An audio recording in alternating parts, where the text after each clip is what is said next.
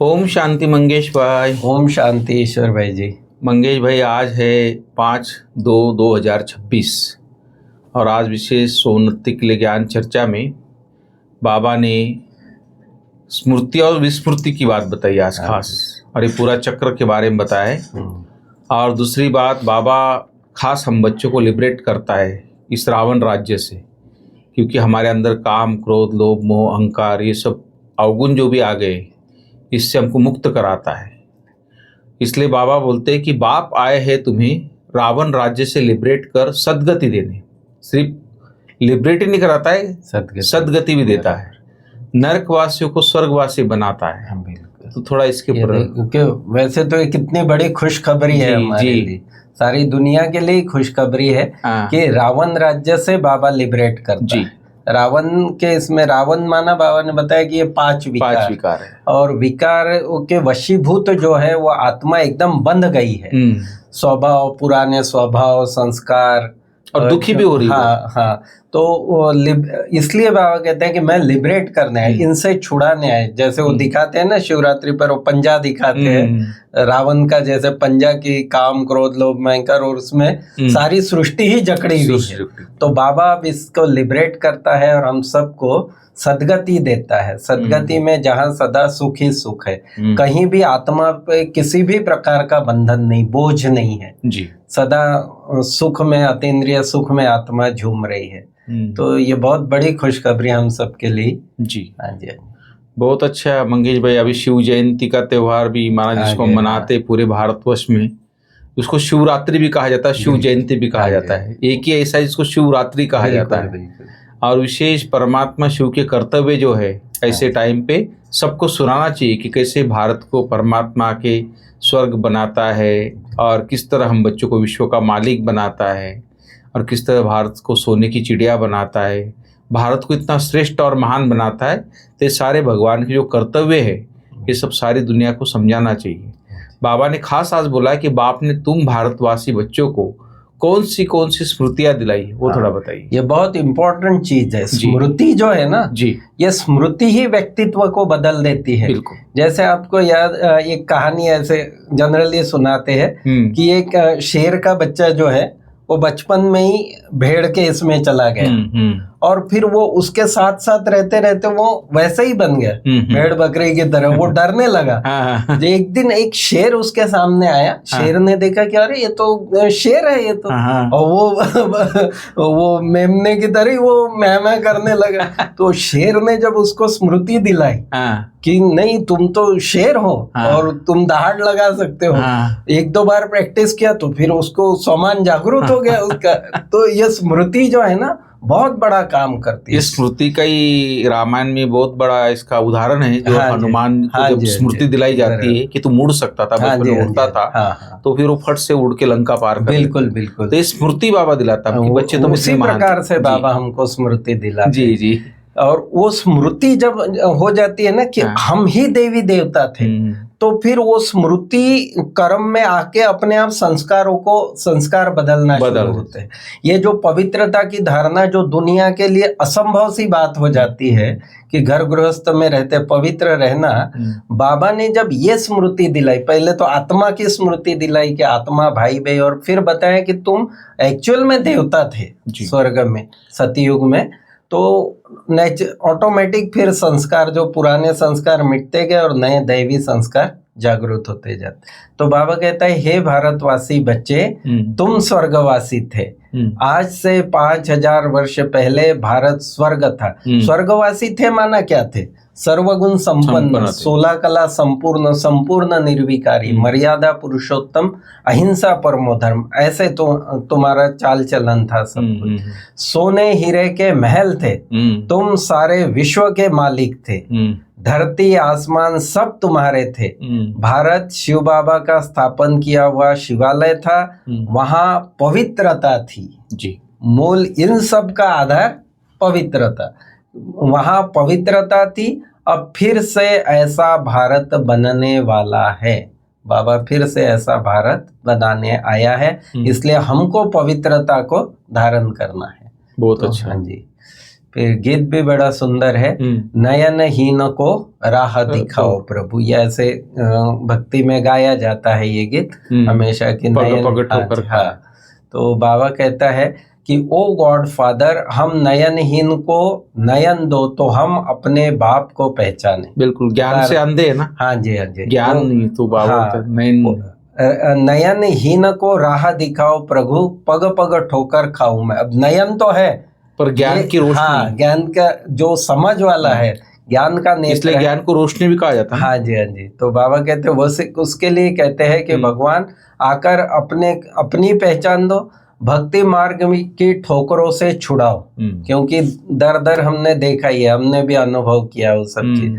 सदगति के लिए तीसरा नेत्र लेने के लिए, बाप से मिलने के लिए पुकारते हैं, क्योंकि बाप ही कल्प कल्प भारत में आकर भारत को स्वर्ग बनाते हैं। आगे बाबा कहता है कि अब बेहद का बाप आया है तुम बच्चों को बेहद का वर्षा देने। बाप तुम बच्चों से, आत्माओं से बात कर रहे हैं। हाँ। ये भी बाबा के ही ज्ञान की विशेषता है कि यहाँ बाबा कहते हैं मैं देखता भी आत्मा को हूँ और आपको भी आत्मा समझकर आत्मा को देखना है, आत्मा से बात करना है। बाबा कहते हैं दुनिया में और जो सत्संग होते हैं वहां कोई मनुष्य गुरु जो कुछ है वो समझते हैं कि हम एक व्यक्ति दूसरे व्यक्ति को सुना रहे हैं या गुरु जी हमको सुना रहे हैं, लेकिन यहाँ ऐसे नहीं है। इसलिए बाबा ने कहा ज्ञान निराला है। हाँ हाँ, नया और निराला, नया और निराला, जो कल बात वो ऐसी ही बात है जी। तो बाबा कहते हैं मैं आत्माओं से बात कर रहा हूँ और ये आत्माभिमानी बनने की हमारी भी प्रैक्टिस बाबा कराता है। हाँ, फिर जैसे आपने कहा शिव जयंती और शिवरात्रि दोनों अक्षर, तो शिवरात्रि ही क्यों कहा जाता है? अदर इसमें शिवरात्रि मतलब दूसरे जो जन्म होते हैं उनमें रात्रि नहीं होता, लेकिन बाबा कहते हैं क्योंकि शिव का अवतरण इस घोर अंधियारी कलियुगी रात में होता है, जब आत्माएं सब दुखी अशांत है या अज्ञान नेत्रहीन हो गई है। तो इस प्रकार से बाबा कहते हैं ज्ञान नेत्रहीन हो गई है तो बाबा आकर ज्ञान की रोशनी देता है जी। इसलिए शिवरात्रि कहा जाता है, रात्रि में आता है। इतना धन दिया फिर तुमने वह कहाँ गवाया? बाबा हिसाब पूछ रहे। बाप होता है ना, बाप जब मिलके देता है फिर पूछता भी है कि भाई इतना दिया था कहाँ गवाया, क्योंकि आज हालत तो वैसे है नहीं। भारत ही सबसे ऊंचते ऊंच खंड है, सभी का वास्तव में यह तीर्थ है, क्योंकि पतित पावन बाप का जन्म स्थान है। यही सबसे ऊंच, सर्व धर्मों के लिए सबसे बड़ा तीर्थ बाबा कहते हैं ये भारत भूमि है, और यही सबसे ऊंच खंड है क्योंकि पतित पावन बाप का जन्म स्थान है, कर्म स्थान है, दोनों ही है। अभी रावण का राज्य सारी सृष्टि में है, सिर्फ लंका में नहीं था। वो जो हमने कहानियां सुनी है तो बाबा कहते हैं सिर्फ लंका की बात नहीं है, अभी सारी सृष्टि ही लंका। एक्चुअली वो देखो कितना रूपकात्मक है वो चीजें कि लंका के चारों ओर पानी था, ऐसे दिखाते है ना टापू। आज आप देखो तो विश्व जो है, सारा ग्लोब जो है वो पानी के बीच में ही। हाँ, चारों ओर से समुंदर है और बीच में धरती है। तो बाबा कहते वास्तव में ये सारी सृष्टि पर रावण का राज्य है, सभी में 5 विकार प्रवेश है। फिर बाबा कहते हैं, बाप कहते तुम कितने साहूकार थे, तुम्हारा जैसा सुख किसको भी मिल नहीं सकता। तुम सारे विश्व के मालिक थे, धरती आसमान सब तुम्हारे थे। बाप स्मृति दिलाते हैं, भारत शिव बाबा का स्थापन किया हुआ शिवालय था। बाप इतना ऊंच है तो उसकी जो रचना होगी वो रचयिता की तो कितनी सुंदर और कितनी श्रेष्ठ होगी। तो वो स्वर्ग उसका एग्जाम्पल है, और मूल बात वहां पवित्रता थी। परमपिता परमात्मा ही ज्ञान का सागर है, वही तुम्हें रूहानी ज्ञान देते हैं। यह स्पिरिचुअल नॉलेज सिर्फ एक ही बाप दे सकते हैं जी। अब बाप कहते हैं आत्म अभिमानी बनो। स्पिरिचुअल ज्ञान जो है सिवाय बाबा के कोई दे नहीं सकता, और उस ज्ञान को धारण करने के लिए आत्म अभिमानी जरूर बनना पड़ेगा। जो जितना आत्म अभिमानी होगा उतना उस ज्ञान को ग्रहण करेगा। मुझ अपने परमपिता परमात्मा शिव को याद करो, याद से ही तुम सतो प्रधान बनेंगे। सारी सृष्टि 5 विकारों रूपी रावण की कैद में है। यह सभी शोक वाटिका में दुखी है। बाप आकर सबको लिबरेट करते हैं, सभी को टोटल। हाँ जी। फिर बाबा आगे कहता है, बाप कहते हैं अभी तुम हो ईश्वरीय संतान, तुम अभी बाप से राजयोग सीख रहे हो। यह राजधानी स्थापन हो रही है। प्रजा तो बहुत बननी है, कोटों में कोई राजा बनते हैं जी। क्योंकि राजा बनने के लिए मेहनत करनी पड़ती है, श्रेष्ठ पुरुषार्थ करना पड़ता है। तो बाबा कहते हैं तुमको श्रेष्ठ पुरुषार्थ करके राजा बनना है, प्रजा तो ऑटोमेटिक बनती रहेगी। कल बाबा ने कहा कि प्रदर्शनी आप लोग समझाते हो, सुनते हैं, तो इससे भी प्रजा तो फटाफट बनती है। फिर बाबा ने कहा कि ऐसी मान्यता है भक्ति मार्ग में कि आत्मा निर्लेप है। कई लोग ऐसा मानते हैं कि आत्मा निर्लेप है। बाबा कहते हैं अरे आत्मा को ही कर्मों अनुसार दूसरा जन्म लेना पड़ता है जी। वो कहते हैं कोई लेप छेप नहीं लगता है, जो कुछ होता है शरीर के साथ होता है। तो बाबा कहते हैं नहीं, आत्मा और अच्छे कर्म का अच्छा फल, बुरे कर्म का बुरा फल, वो आत्मा को अगले जन्म में भोगना पड़ता है। उस प्रकार आत्मा ही अच्छा व बुरा काम करती है। इस समय तुम्हारा कर्म विकर्म होता है, सतयुग में कर्म अकर्म होते हैं जी। वहाँ विकर्म होता ही नहीं। विकर्म का आधार है विकार, और अकर्म सतयुग में विकार ही नहीं है तो विकर्म होता नहीं। वह है पुण्य आत्माओं की दुनिया। यह सब समझने और समझाने की बातें हैं कि सारा सृष्टि का चक्र बाबा ने समझाया। और बाबा कहते ये सारी बातें और भी विचार सागर मंथन करके समझने और समझाने की है। और फिर आज बाबा ने याद प्यार भी बड़ा अच्छा दिया। रोज तो बाबा कहता है, सभी को कहता है कि बाप दादा का याद प्यार। आज बाबा ने खास कहा, मीठे मीठे सिकिल दे नंबरवार पुरुषार्थ अनुसार, कांटों से फूल बनने वाले बच्चों प्रति। नंबरवार पुरुषार्थ अनुसार और कांटों से फूल बनने वाले बच्चों प्रति माता पिता बाप दादा का याद प्यार और गुड मॉर्निंग। ओम शांति। ओम शांति। बहुत ही सुंदर मंगेश भाई, आज जो बाबा ने हम बच्चों को पूरी भारत की कहानी बताई है, सतयुग से लेके कलयुग के अंत तक की कहानी बताई। किस तरह भारत इतनी सोने की चिड़िया थी, इतना धन धान्य संपन्न था, इतना तुम बच्चों को साहूकार बनाया था। तो आज पूरा लंका, भारत माना भारत क्या पूरे विश्व को, पूरे ग्लोब को लंका का बाबा ने आज, जो आपने जैसे बताया, चारों तरफ पानी और बीच में लंका है। क्योंकि दो ही बातें हैं, एक रावण राज्य और राम राज्य। बिल्कुल। और रावण किस से फेमस था, वो सब कुछ था उसके अंदर, लेकिन एक कुदृष्टि हो गई थी। हाँ जी। और आज सभी की कुदृष्टि हो गई, माना विकार के अधीन हो गए। और वही बाबा हमको आत्मा अभिमानी बना के फिर स्वर्ग के लायक, सारे गुण उसके अंदर, आत्मा के अंदर है। क्योंकि रावण के अंदर गुण सब थे, लेकिन एक अवगुण था, विकारी दृष्टि का, और इसी कारण उसको विनाश भी हुआ। तो यही एक कारण है जो हम आत्माओं के बाबा इससे निकाल के हमको रूहानियत सिखाता है। क्योंकि बच्चे अपने को आत्मा समझो और फूल बनो, कांटा नहीं बनो, किसी को दुख नहीं दो। तो इसलिए बाबा दुख की दुनिया से हमें सुख की दुनिया में ले जा रहे हैं। इसलिए बाबा बोलते कि कभी भी किसी को फूलों के बगीचे में जाना है तो किसी को कांटा नहीं बन के दुख नहीं देना है किसी को भी, तो ये सेवा करनी है।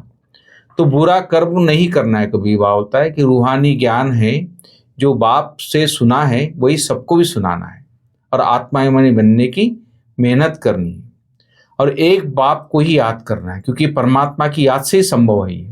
तो ये भी बाबा ने सब कुछ क्लियर किया, हर बात। फिर वरदान बहुत अच्छा है मंगेश भाई आज, कि निंदा स्तुति मान अपमान, माना जैसे जय पराजय, और समान स्थिति में रहने वाले, बाप समान संपन्न और संपूर्ण भव। बिल्कुल। तो थोड़ा ये अध्यात्म की संपूर्ण स्थिति है, सबसे ऊंची स्थिति, सबसे श्रेष्ठ स्थिति, कि निंदा स्तुति मान अपमान जय पराजय सब में समान रहना। और ब्रह्मा बाबा ने ये करके दिखाया। इसलिए बाबा कहते हैं कि ऐसा समान स्थिति में रखने वाले ब्रह्मा बाप समान संपूर्ण भव। जब आपकी संपूर्ण व संपन्न स्थिति बन जाती है तो निंदा स्तुति जय पराजय दुख सुख सभी में समानता रहती है। दुख में भी सूरत व मस्तक पर दुख की लहर की बजाय सुख व हर्ष की लहर दिखाई दे। स्थितियां परिस्थितियां दुख की है, लेकिन बाबा कहते हैं चेहरे पे हर्ष दिखाई दे, सुख दिखाई दे। निंदा सुनते हुए भी अनुभव की यह निंदा नहीं, संपूर्ण स्थिति को परिपक्व करने के लिए महिमा योग्य शब्द है। कितना बड़ा ट्रांसफॉर्मेशन नहीं है, और कितनी मतलब इसके लिए शक्तिशाली स्थिति चाहिए आत्माभिमानी की। तो बाबा कहते हैं निंदा वाले शब्द को निंदा के शब्द नहीं, लेकिन संपूर्ण स्थिति को परिपक्व करने के लिए महिमा योग्य शब्द है। ऐसी समानता रहे तब कहेंगे बाप समान, जरा भी वृत्ति में यह ना आए कि यह दुश्मन है। हमारी तो कोई निंदा कर दे तो कैसे लगता है। सही तो मतलब वो स्थिति बाबा कहते हैं इतनी ऊंची स्थिति वो बनानी है कि बाबा कहते हैं जरा भी वृत्ति में यह नहीं आए कि यह दुश्मन है, गाली देने वाला है, और यह महिमा करने वाला है। जो मतलब दोनों में एक इक्वल दिखाई दे। हाँ जी, बहुत अच्छा। फिर स्लोगन भी बड़ा सुंदर है कि निरंतर योग अभ्यास पर अटेंशन दो तो फर्स्ट डिवीजन में नंबर मिल जाएगा। बिल्कुल सही है। मुख्य आधार फर्स्ट डिवीजन अभी भी जो भी है, अगर फर्स्ट डिवीजन में आना चाहता है तो बाबा कहते हैं याद, निरंतर योग, निरंतर याद वाले पर अटेंशन।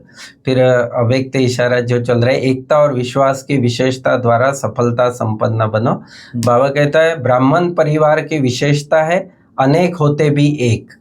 आपके सभी सेवा केंद्रों का वाइब्रेशन ऐसा हो जो सबको महसूस हो कि ये अनेक नहीं लेकिन एक है, और होता भी है ऐसे। ब्रह्मा कुमार सब मानते हैं, सारी दुनिया मानती है कि ये जहाँ भी जो भी सेवा केंद्र है सब जगह एक जैसा ही है।